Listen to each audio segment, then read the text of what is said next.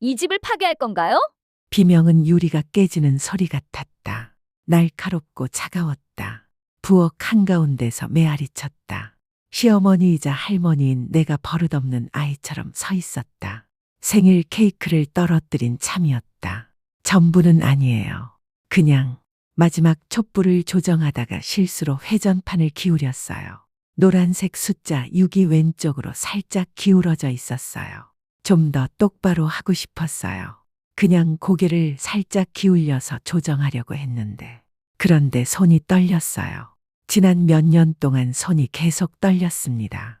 나이가 들어서 그런지 손가락이 예전처럼 유연하지 않네요. 칼슘 부족 때문일 수도 있고, 날씨가 추워서 그럴 수도 있습니다.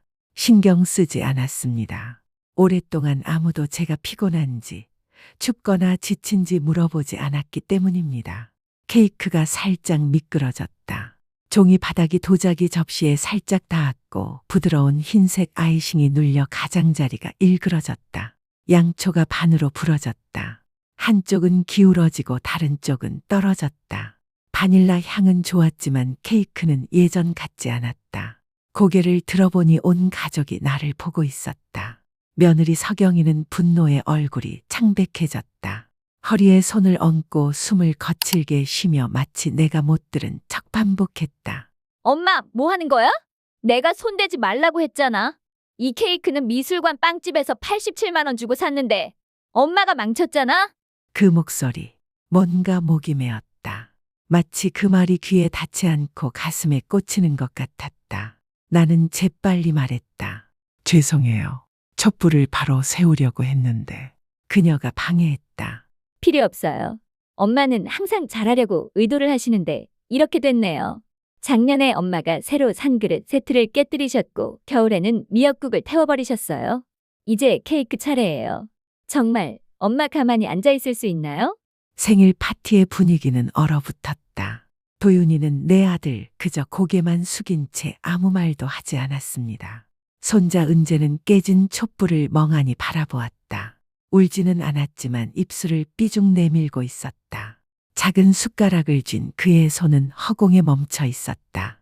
뭔가 말하려고 했지만 말이 나오지 않았다. 입은 움직였지만 말이 막혔다. 서경이가 휴대폰을 들어 비뚤어진 케이크 사진을 찍어 단체 채팅방에 올렸다.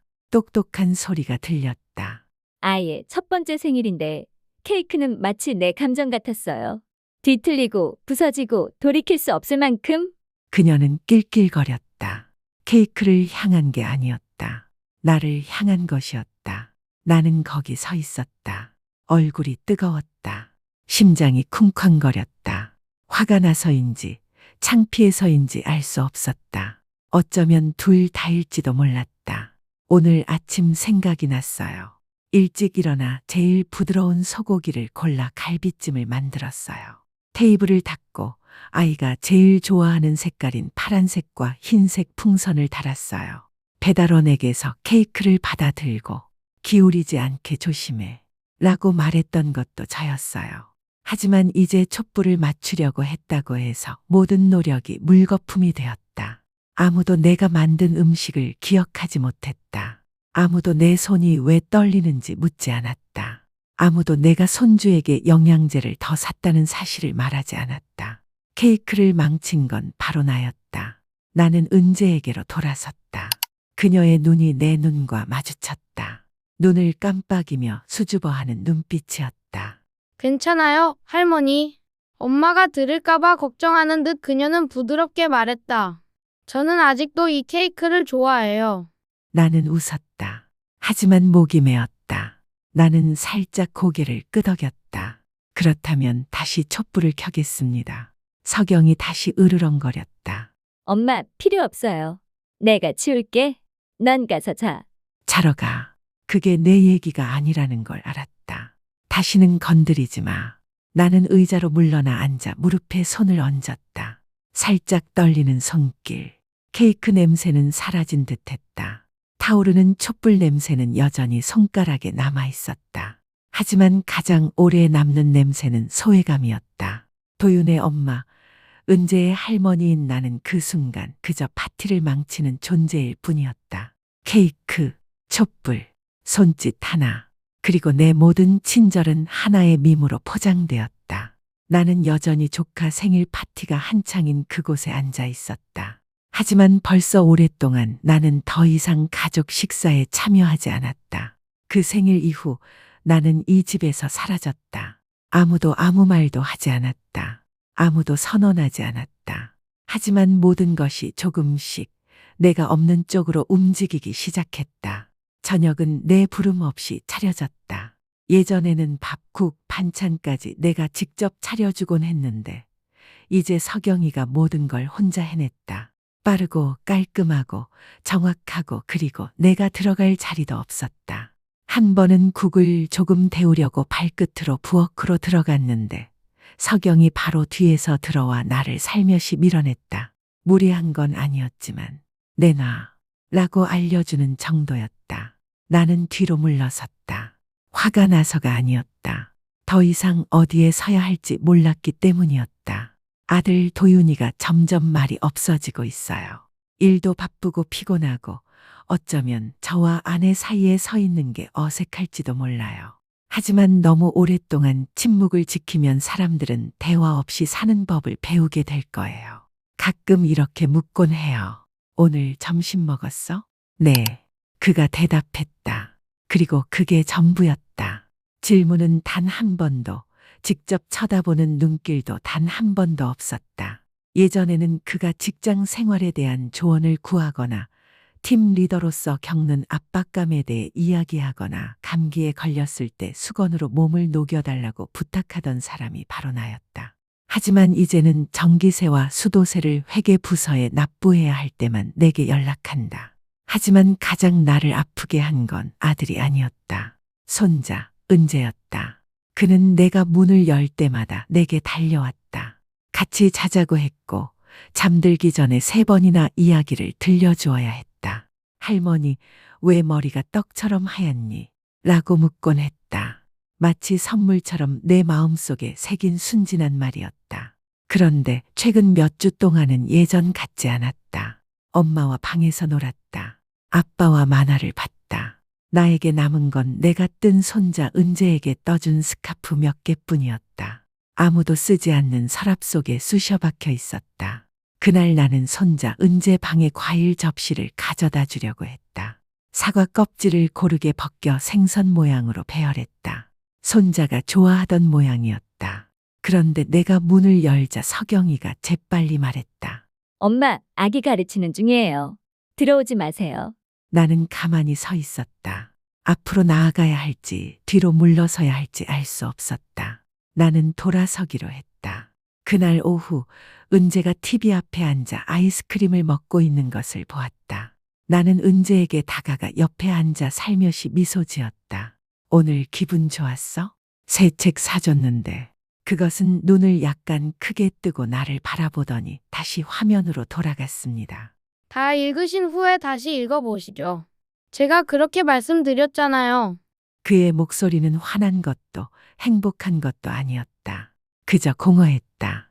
마치 내가 더 이상 그에게 관심을 기울여야 할 중요한 사람이 아닌 것처럼. 나는 책을 집어들고 표지를 보았다. 여전히 그가 가장 좋아하는 이야기였다. 요리하고 날 수 있고 온갖 나쁜 일로부터 친구들을 지켜줄 수 있는 로봇에 대한 이야기였다. 나는 그가 어렸을 때처럼 내 목소리로 그 이야기를 다시 들려주려고 했다. 하지만 나는 책을 탁자 위에 내려놓고 일어서서 조용히 내 방으로 돌아갔다. 복도 끝에 있는 작은 방, 싱글 침대 하나와 낡은 나무 캐비닛 하나가 들어갈 만큼 작은 방이 지난 3년 동안 제가 살았던 곳입니다. 예전에는 그곳을 할머니 코너라고 불렀습니다. 지금은 마치 아무도 필요 없는 모든 것을 넣어두는 조용한 창고 같습니다. 예전에는 제가 요리하고 청소하고 수건을 빨고 빨래를 하는 한지의 역할이 있다고 생각했습니다. 하지만 이제는 그들이 저 없이도 그 모든 것을 해낼 수 있는 것 같습니다. 아무도 할머니 오늘 어떠세요? 라고 묻지 않습니다. 아무도 같이 밥 먹자 라고 말하지 않습니다. 아무도 아무 말도 하지 않습니다. 저는 여전히 거기에 있습니다. 여전히 집에서 살고 있습니다. 여전히 숨 쉬고 여전히 복도를 걷고 있습니다. 하지만 더 이상 대화 속에서도 가족 모임에서도 심지어 손주들의 눈에도 저는 존재하지 않습니다. 그리고 어쩌면 오랫동안 눈에 띄지 않았던 것일지도 모릅니다. 이제서야 저는 그것을 인정합니다. 우울한 날이었다. 침대에서 수건을 개고 있는데 도윤이 들어왔다. 등을 살짝 구부리고 눈은 똑바로 보지도 못했다. 나는 그 표정을 알고 있었다. 어렸을 때부터 유리잔을 깨거나 성적이 안 좋을 때마다 그렇게 고개를 숙이곤 했다. 하지만 오늘은 눈빛이 달랐다. 더 무겁고 더 흐릿했다. 그리고 뭔가 숨겨진 두려움 같은 게 있었다. 엄마, 내가 말하는 거야. 화내지 마. 나는 접힌 수건을 내려놓고 고개를 들었다. 무슨 일이야, 아들아? 심호흡을 했습니다. 서경이 요즘 좀 힘들어하고 있어. 가게 사업이 망했고 동업자가 고소도 했고 우리 빚이 엄청 많아. 우리는 할 수 있는 건 다 저당 잡았어요. 하지만 은행에서 돈을 꺼내려면 담보가 더 필요했죠. 그리고 있잖아요. 이 집은 당신 명의로 되어 있잖아요. 나는 오랫동안 침묵했다. 내 마음속에서는 놀라움이 아니었다. 반복이었다. 다시 이 집. 한때 내 집이었던 곳이 그 후 내 창고가 되었고 이제는 담보라고 불리는 곳이었다. 이 집을 담보로 사용하는데 동의서에 서명해 주세요. 잠깐만요. 돈이 생기면 갚겠습니다. 다만 이번에는 도와주시겠어요? 그것은 재빨리 말했다. 허둥지둥. 눈은 여전히 나를 감히 쳐다보지 못했다. 나는 부드럽게 물었다. 얼마나 필요하세요? 그것은 더듬거렸다. 2억 정도요. 하지만 걱정 마세요. 엄마, 돈 드는 거 아니에요. 그냥 형식적인 절차일 뿐이에요. 나는 바로 대답하지 않았다. 작년에 아들과 그의 아내가 가게 재정에 간섭하지 말라고 했던 게 생각났다. 장부에 대해서는 묻지 말라고, 아무 것에도 서명하지 말라고 그냥 가만히 있고 편히 쉬라 고했다. 그리고 이제 그들은 그 어느 때보다 내 서명을 필요로 했다. 그날 밤 나는 테라스로 올라갔다. 차가운 바람이 기와 지붕을 스쳐 지나갔다. 나는 난간 옆에 서서 인적 없는 거리를 내려다보았다. 은은하게 빛나는 노란 불빛이 낡은 페인트 위에 그림자를 드리웠다. 이 집은 지을 때 거의 절반을 냈다. 남편이 돌아가신 후 용돈으로 모은 돈, 낡은 한복을 팔아 모아 모은 돈. 나는 돈을 후회하지 않았다. 나는 후회했다. 한때 이 집이 가졌던 의미를. 더 이상 환영받는 곳이 아니었다. 내 목소리를 낼 수 있는 곳이 아니었다. 그리고 당연히 내가 머물 수 있는 곳도 아니었다. 나는 내 방으로 돌아갔다. 그날 밤 나는 잠이 들지 못했다. 다음 날 아침 서경 씨가 아침 식사를 차려주었다. 그녀는 나를 쳐다보지도 않았다. 하지만 내가 자리에 앉자 그녀는 아무 감정 없이 말했다. 엄마, 생각해 보셨어요? 그냥 서명만 하세요. 돈은 안 들잖아요. 나는 고개를 들어 몇 달 만에 처음으로 며느리의 눈을 똑바로 바라보았다. 나는 부드럽게 말했다. 내가 서명하면 나는 너 없이 이 집에서 계속 살 거야.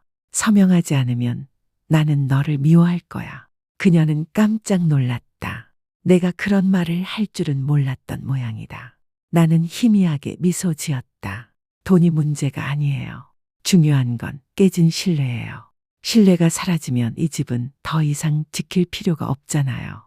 나는 일어나서 방으로 돌아갔다. 손짓도 울음도 없었다. 처음으로 또렷하게 깨달았다. 나는 친척이 아니었다. 나 혼자만 이름을 가지고 있었다. 그래서 나는 여전히 자유로웠다. 대출 서류에 서명하기를 거부한 지 일주일 후 서경이는 태도를 바꿨다. 갑자기 친절해졌다. 저녁으로 죽을 더 끓여주고 비타민을 먹으라고 하고 어깨가 피곤하냐고 묻고 심지어 이불은 빨지 말라고까지 했다. 그냥 거기 놔둬. 내가 빨아줄게. 고마웠다. 하지만 동시에 조심스러웠다. 오래전에 배웠기 때문이다. 한때 나를 짐처럼 여겼던 사람이 갑자기 잘 대해준다면 그건 영원히 나를 어깨에서 내려놓으려는 계획이라는 것을. 그러던 어느 날 오후 서경 씨 사무실을 지나가다가 우연히 전화 통화를 듣게 됐습니다. 문이 완전히 닫히지 않은 상태였거든요. 네, 의사 선생님. 시어머니께서 경미한 기억상실 증상을 보이고 있으며 혼란을 겪을 위험이 있다고 결론 내리세요. 심각할 필요는 없고 제가 시어머니의 재정적 보호자가 될 수 있을 정도면 됩니다. 나는 가만히 서 있었다. 그녀는 내가 무능하다는 걸 증명하려 했다. 도대체 뭘 위해서? 굳이 물을 필요도 없었다. 나는 알고 있었다. 내 자리를 차지하기 위해서.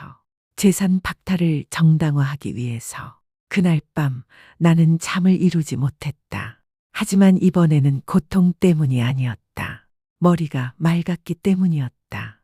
주택 소유권 관련 서류, 저축 통장, 낡은 위임장 서류를 모두 찾아냈다. 접어서 서류 가방에 넣었다. 다음 날 아침 시장에 간다고 거짓말하며 일찍 집을 나섰다. 하지만 목적지는 압구정에 있는 한 변호사 사무실이었다. 남편이 유언장을 작성할 때 절친한 친구에게 의뢰했던 곳이었다. 강 변호사를 만났다. 그는 오랫동안 만나지 못했지만 여전히 내 이름을 기억하고 있었다. 나는 솔직하게 말했다. 제 명의로 된 집을 팔아야 해요. 가족 중 누구도 알면 안 돼요. 10일 안에 끝내고 싶어요. 윤 씨, 무슨 심각한 일이라도 있나요? 나는 그의 눈을 직접 바라보았다. 곧 무능 검사를 받을 거야. 난 미친 게 아니야. 하지만 그들은 내가 미친 척하길 바라. 그러니까 내가 그들보다 빨라야 해. 일주일도 채 지나지 않아 모든 것이 끝났습니다. 집을 팔았습니다. 모든 돈을 별도 계좌로 이체하고 혹시라도 몰래 서류 작업에 개입할 경우를 대비해 비밀 위임장도 만들었습니다. 그리고 부산행 기차표를 샀고 바닷가에 작은 아파트를 빌렸습니다. 아무도 제가 누군지 몰랐고 아무도 저를 어머니라고 부르거나 지시할 권리가 없었습니다. 떠나기 전 나는 단 한 통의 편지만 남겼다. 길지도 않았고 가혹하지도 않았다. 하지만 그들이 나를 조종할 수 있는 사람이 아니라는 것을 알려주기에는 충분했다. 나는 효도가 빛보다 우선시되는 것을 믿지 않기 때문에 그 서류에 서명하지 않았다. 나는 죽지 않았기 때문에 내 권리를 포기하지 않았다. 그리고 나는 미치지 않았다. 그저 모른 척할 만큼 제정신일 뿐이다. 이제부터 그 집은 이 가족 누구의 것도 아니다. 여러분 모두 잘 지내시길 바란다. 진짜 재산을 가지고 그리고 나는 남은 유일한 것, 자존심을 지키며 살 것이다. 아무도 모르게 아침에 떠났다. 소음도 눈물도 애원하는 소리도 없었다. 그리고 몇 년 만에 처음으로 나는 정문을 나섰다. 임시 거주자가 아니라 온전한 존엄성과 선택권을 가지고 떠나는 사람으로서 부산은 그들이 나를 찾지 못할 곳일 거라고 생각했다. 나는 조용히 호적을 바꾸고 다른 이름으로 아파트를 빌렸고 예전 계좌에서 돈을 모두 인출했다. 나는 그들의 삶에서 나를 보이지 않게 하려고 온갖 노력을 다했다. 그런데도 그들은 여전히 나를 찾아냈다. 바람이 부는 어느 오후 발코니에 있는 화분에 물을 주고 있는데 초인종이 반복적으로 울리는 소리가 들렸다. 밖으로 나가 초인종 소리로 안을 들여다보았다. 도윤이, 그리고 서경이, 그리고 그들 뒤에는 은재. 그 소녀는 내가 건네준 스마트워치를 든 채 화난 두 어른 사이를 멍하니 바라보고 있었다. 나는 문을 열지 않았다. 하지만 서경의 목소리가 문틈으로 크게 울려 퍼졌다. 얼마나 오랫동안 우리 몰래 숨어 지낸 거야? 집도 팔았는데 우리에게 권리가 없다고 생각하는 거야? 우린 내 친자식이야. 상속받을 권리가 있다고? 내가 도망쳤다고 해서 잘난 척하지 마. 이 가족에게 속한 돈을 돌려줘. 아무도 널 용서하지 않을 거야. 나는 물뿌리개를 든 채 가만히 서 있었다. 떨림도 두려움도 없었다. 하지만 속은 추웠다. 휴대폰을 꺼내 프런트 데스크에 전화했다. 14회 2호입니다. 문 앞에서 낯선 사람이 시끄럽게 소리를 지릅니다. 올라와서 도와주세요. 10분 후 경비원이 나타났다. 나는 아직 문을 열지 않은 상태였다. 복도에서 다투는 소리가 들리자 경비원이 말했다. 고급 주택가에서는 소리를 지르시면 안 됩니다. 나가시지 않으면 경찰을 부르겠습니다. 나는 모든 것이 조용해질 때까지 가만히 서 있었다. 그들이 멀리 가지 않았다는 걸 알아. 아직 어딘가 작은 호텔에 남아서 내가 마음이 누그러지기를 기다리고 있다는 걸 알아. 하지만 문을 열어주지 않는다. 다시 전화하지 않는다. 설명하지 않는다. 딱 하나 떨쳐낼 수 없는 게 있다. 경비원이 도착하기 전에 나는 마법의 눈으로 흘끗 보았다. 그리고 은재의 눈을 보았다. 울고 있지도 않았다. 화내지도 않았다. 그냥 나를 바라보고 있었다. 마치 이해할 수 없는 거울을 통해 나를 보는 것 같았다. 더 이상 방과 후 매일 오후 할머니 품으로 달려가던 아이의 눈이 아니었다. 더 이상 내가 로봇 요리사 이야기를 해줬을 때 신이 나서 바라보던 그 눈도 아니었다. 더 이상 할머니가 아니었다. 그저 엄마가 가족을 배신했다. 고말한 어른일 뿐이었다. 나는 침대 옆에 앉았다. 물 뿌리개를 탁자 위에 올려놓았다. 손은 아직 마르지 않았다. 하지만 마음은 그렇지 않았다. 이 세상에서 가장 고통스러운 일은 자식에게 버림받지 않는 것이다. 하지만 가장 사랑하는 자식에게 낯선 눈빛으로 바라보는 것이다. 그날 밤 나는 잠이 들지 못했다. 차 한 잔을 마시고 은재에게 쓴 아직 보내지 않은 편지를 펼쳤다. 난 널 버리지 않았어. 다시는 버려지고 싶지 않을 뿐이야. 어른들은 두려워서 틀리고 지쳐서 침묵한다는 걸 언젠가 내가 깨닫게 된다면 기억해, 널 무조건적으로 사랑한 사람은 나뿐이야. 나는 편지를 접었다. 보내지 않았다. 그 편지가 그 아이에게 짐이 되고 싶지 않았기 때문이다. 딱 하나만 봐라. 은재가 커서 언젠가 누군가 그의 마음을 아프게 하더라도 계절이 바뀔 때마다 그를 꼭 안아주고 흔들어 재워주고 손수건을 접어주던 사람이 있었다는 걸 기억하게. 그 사람 바로 나야. 그가 있더라도 나는 잊지 않을 거야.